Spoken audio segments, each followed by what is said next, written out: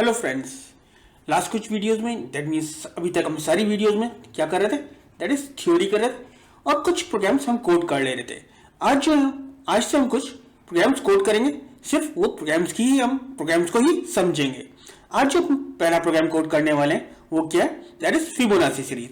अब Fibonacci series होती क्या है, सपोज आपका एक नंबर है 0, फिर आपका एक नंबर है 1, 0 + 1 दैट इज 1। नेक्स्ट नंबर जो जनरेट होगा वो प्रीवियस नंबर को ऐड करके जनरेट होगा, that is 1 + 1 that is 2, 2 + 1 that is 3, 3 + 2 that is 5। ऐसे करके जो प्रीवियस आपका नंबर जनरेट हुआ होगा, जो प्रीवियस एलिमेंट होगा प्लस जो करंट एलिमेंट है, that is previous plus current equals to आपका रिजल्ट आ रहा होगा। ये एलिमेंट जनरेट हो रहा होगा, ये जनरेट हो रहा होगा, ये रिजल्ट जनरेट हो रहा होगा। तो हम क्या करते हैं, इस प्रोग्राम को समझ लेते हैं। तो हमारे पास क्या है, तो पहले मैं इसको क्या कर लेता हूँ, क्लियर कर लेता हूँ अपनी स्क्रीन को। स्क्रीन मैंने क्लियर कर ली। अब मैं इसको दोबारा से मार्कअप में डाल देगा। तो हमारे पास यहाँ पर वेरिएबल क्या है, दैट इज n1 है, जिसकी इनिशियल वैल्यू आपकी क्या है, दैट इज 0 है। देन आपके पास क्या है, दैट इज n2 है, जिसकी इनिशियल वैल्यू आपके पास क्या है, दैट इज 1 है। देन आपके पास n3 है, इसके अंदर अभी आपके पास कोई वैल्यू नहीं है। देन आपके पास i है और आपके पास एक वेरिएबल है, दैट इज नंबर। ये आपके वेरिएबल्स अवेलेबल है।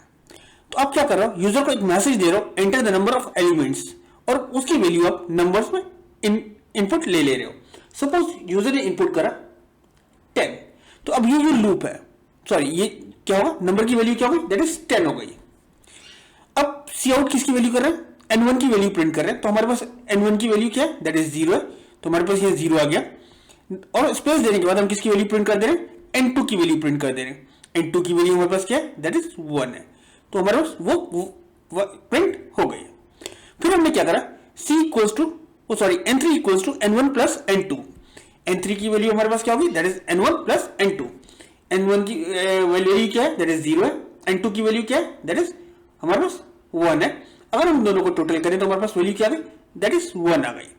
फिर हमने क्या करा, c दैट इज किसकी वैल्यू प्रिंट हम कर दें, दैट इज n3 की वैल्यू प्रिंट कर दें। तो हमने यहां पे क्या प्रिंट करा दी, दैट इज अगेन 1 प्रिंट हो गया। देन आपके पास क्या स्टेटमेंट है, n2 equals to n1। n2 की वैल्यू क्या है, दैट इज 1 है, तो किसके इक्विवेलेंट हो जाएगी, दैट इज n1 के इक्विवेलेंट हो जाएगी। और आपके पास क्या है, दैट इज n3 की वैल्यू किसके इक्विवेलेंट हो जाएगी, n2 के इक्विवेलेंट हो जाएगी। तो n3 की वैल्यू क्या थी, दैट इज n3 थी, उसकी वैल्यू क्या हो गई, दैट इज आपकी 1 हो गई। अब हमारे पास क्या लूप के अंदर आ गया, i की वैल्यू कहां से स्टार्ट होगा, दैट इज 2 से, क्योंकि हमने ऑलरेडी 2 एलिमेंट्स प्रिंट करा रखे थे। तो हमारी लूप कहां से स्टार्ट हो रहा है, 2 से स्टार्ट हो रहा है, और कहां तक चलेगा, लेस देन 10 तक चलेगा, लेस देन नंबर तक, और i की वैल्यू इंक्रीज होती रहेगी।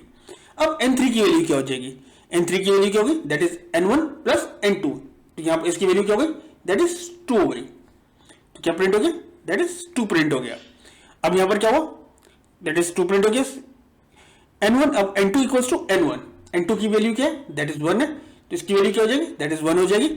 और n2 equals to n3, that is n3 की वैल्यू क्या है, दैट इज 2 है, तो n2 की वैल्यू क्या हो जाएगी, दैट इज 2 हो जाएगी।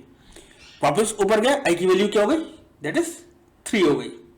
अब क्या होगा, n3 equals to n1 + n2, तो 1 + 2 दैट इज क्या हो गया, दैट इज 3 हो गई। तो यहाँ पे 3 प्रिंट हो जाएगा, क्योंकि सी आउट n3 की वैल्यू। फिर क्या हुआ, n2 equals to n1, n2 की वैल्यू क्या है, दैट इज 2 है, n1 की वैल्यू क्या हो गई, 2 हो गई। n3 equals to n2, n3 की वैल्यू क्या है, दैट इज 3 है, तो इसकी वैल्यू क्या हो जाएगी, दैट इज 3 हो जाएगी। वापस लूप में ऊपर गया, दैट इज i की वैल्यू कितनी हो चुकी, दैट इज 3 हो चुकी थी। अब क्या हो गई, i की वैल्यू 4 हो गई। क्या प्रिंट होगा, दैट इज n3 की वैल्यू क्या हो जाएगी, n1 + n2, n1 की वैल्यू क्या है, 2 है, 2 + 3 दैट इज इक्वल्स टू 5। तो क्या प्रिंट हो गया, दैट इज 5 प्रिंट हो गया। अब क्या होगा, n2 की वैल्यू जो 3 थी वो n1 की वैल्यू हो जाएगी, और n3 की जो वैल्यू होगी वो n2 की हो जाएगी। अब क्या होगा, वैल्यूज हो गई। अब वापस ऊपर गया, इसकी वैल्यू क्या हो गई, दैट इज 5 हो गई आई की वैल्यू, आई की वैल्यू दैट इज 5 हो गई। और ये क्या होगा, that is 5 plus 3 plus 5 that is 8 हो गई। यहाँ क्या प्रिंट हो जाएगा, दैट इज 8 प्रिंट हो जाएगा। वापस अगेन n1 की वैल्यू क्या हो जाएगी, दैट इज 5 हो जाएगी। और n2 की वैल्यू क्या हो जाएगी, दैट इज 8 हो जाएगी। और i की वैल्यू क्या हो जाएगी, दैट इज 6 हो जाएगी। तो क्या प्रिंट हो जाएगा, that is 5 plus 8 that is 13।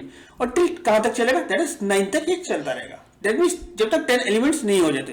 तो अभी कितने एलिमेंट हुए थे, 1 2 3 4 5 6 7 8 9। अभी 2 एलिमेंट्स और होते और उसके बाद ये लूप से बाहर आ जाता। चलिए इस प्रोग्राम को मैं आपको एग्जीक्यूट करके दिखा देता हूं।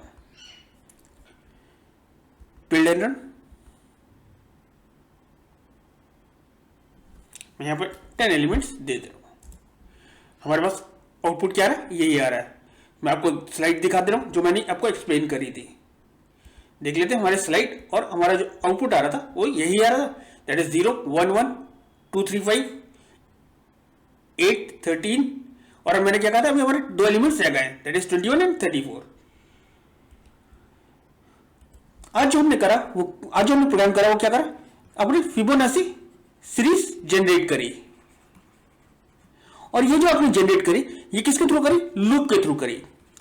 नेक्स्ट प्रोग्राम के अंदर हम फिबोनाची ही सीरीज जनरेट करेंगे, लेकिन वो किसके थ्रू करेंगे, रिकर्शन के थ्रू करेंगे। किसके थ्रू यूज करेंगे, दैट इज रिकर्शन फंक्शन के थ्रू करेंगे। आपको पता होगा कि रिकर्शन क्या होता है और रिकर्शन फंक्शन का काम क्या होता है। तो हम अब नेक्स्ट प्रोग्राम के अंदर जो फिबोनाची सीरीज जनरेट करेंगे वो रिकर्शन के थ्रू करके देखेंगे।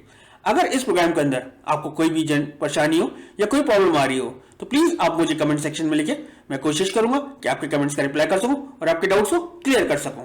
Thank you.